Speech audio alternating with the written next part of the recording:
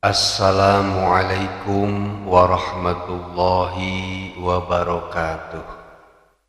Ketika melakukan ruku dan sujud di dalam sholat, maka kita disunahkan membaca tasbih, yaitu membaca subhana rabbiyal azimi ketika ruku dan membaca subhana rabbiyal a'la ketika sujud.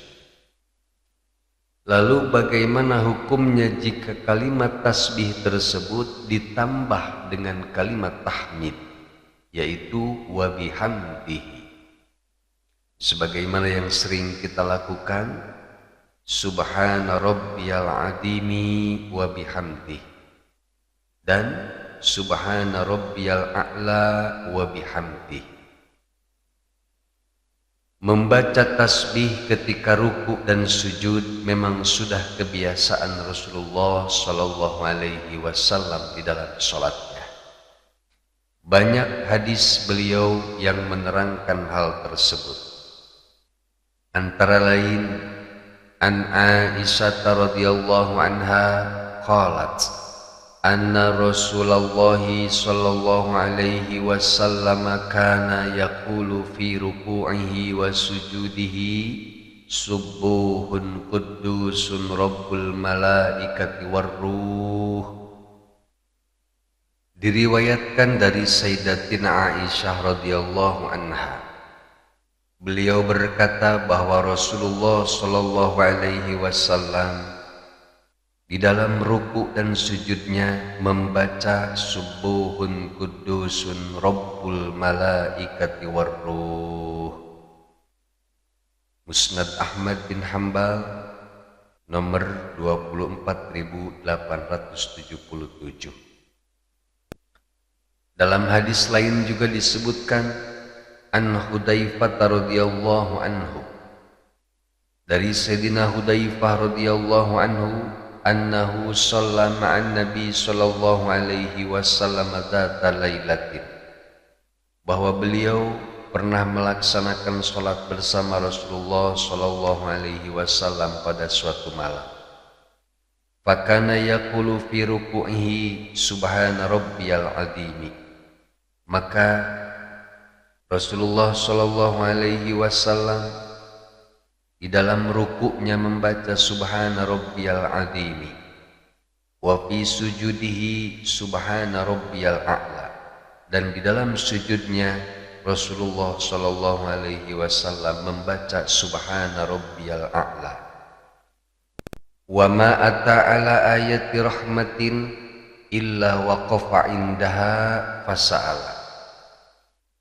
Sedangkan ketika Rasulullah Shallallahu Alaihi Wasallam membaca ayat tentang rahmat, maka beliau diam kemudian berdoa agar rahmat tersebut diberikan kepadanya.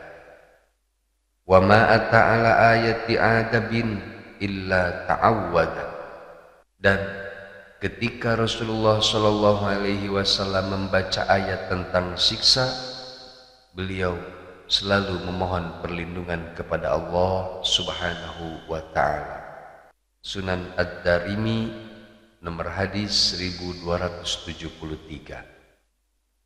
Jika kita hanya melihat dua hadis saja, tentu dalam hadis tersebut tidak disebutkan kata-kata wa bihamdihi setelah kata subhana rabbiyal azim, dan juga tidak disebutkan kata wa bihamdihi setelah subhana rabbiyal a'la.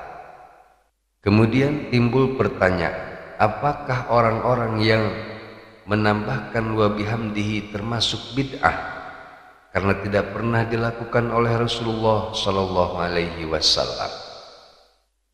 Jawabannya tentu saja tidak, sebab dalam hadis lain disebutkan, haddatsana Rabi' bin Nafi' an Uqbah bin Amir qala lamma nazalat fasabbih bismi rabbikal azimi qala Rasulullah sallallahu alaihi wasallam ij'aluha fi ruku'ikum, falamma nazalat sabbih isma rabbikal a'la qala ij'aluha fi sujudikum.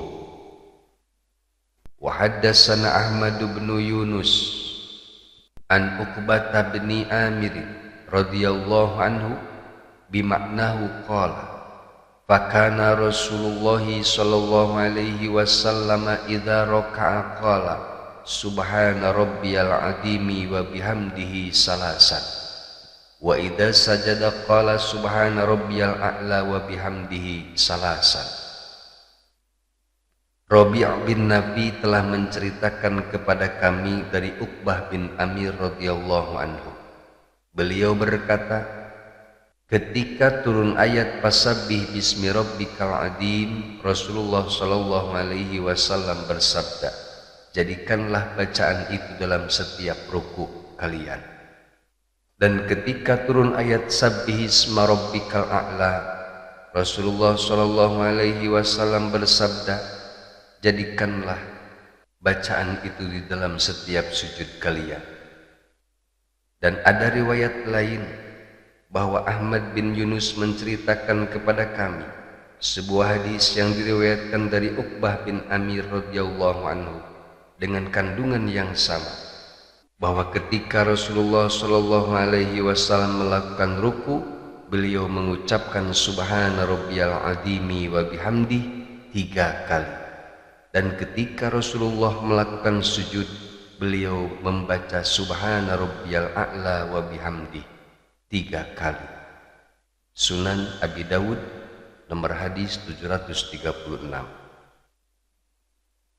Dari sini menjadi jelas bahwa Nabi Muhammad SAW juga menambahkan wa bihamdihi dalam ruku dan sujudnya. Kemudian ada yang mengatakan bahwa hadis tersebut termasuk hadis dhaif karena ada salah satu perawinya yang tidak dhabit atau tidak kuat hafalannya. Akan tetapi hadis ini diriwayatkan oleh 5 orang sahabat, yaitu yang pertama Uqbah bin Amr, yang kedua Ibnu Mas'ud, yang ketiga Hudzaifah, yang keempat Abu Malik al-Asy'ari dan Abu Zuhaifah. Atas dasar inilah Imam Asy-Syaukani beliau mengatakan bahwa berbagai riwayat tersebut dapat menutupi kedhaifan hadis tersebut. Sebagaimana yang disebutkan dalam kitab Nailul Awtar, hadhihi turuqu tata'adadu fayuraddu biha hadzal inkar. Beberapa jalan atau periwayat hadis ini bisa saling mendukung satu dengan yang lainnya, maka pengingkaran terhadap hadis dhaif ini bisa tertolak dengan beberapa jalan tersebut. Jadi meskipun hadis ini menerangkan bahwa bacaan bihamdihi atau wa bihamdihi dalam ruku dan sujud dinyatakan dhaif, tapi karena diriwayatkan oleh beberapa perawi, maka hadis itu bisa menjadi kuat dan statusnya naik menjadi hasan li ghairi, sehingga bisa dijadikan hujjah atau bisa dijadikan sebagai pijakan hukum. Hal ini juga didukung oleh firman Allah Subhanahu wa taala, fasabbih bihamdi rabbika wastaghfirhu innahu kana tawwaba. Maka bertasbihlah kamu dengan memuji kepada Tuhanmu dan mohonkanlah ampunan. Sesungguhnya Allah Subhanahu wa taala Maha penerima taubat. Nah, dari penjelasan-penjelasan yang sangat singkat ini menunjukkan bahwa membaca tasbih dan ditambah dengan pujian kepada Allah memang dianjurkan oleh Allah Subhanahu wa taala dan Rasul-Nya. Maka ketika kita dianjurkan membaca tasbih, tentu saja kita disunnahkan juga membaca tahmid seperti subhana rabbiyal azimi wa bihamdih ketika ruku, dan ketika sujud kita disunnahkan membaca subhana rabbiyal a'la wa bihamdih. Wallahu a'lam bishawab. Wassalamualaikum warahmatullahi wabarakatuh.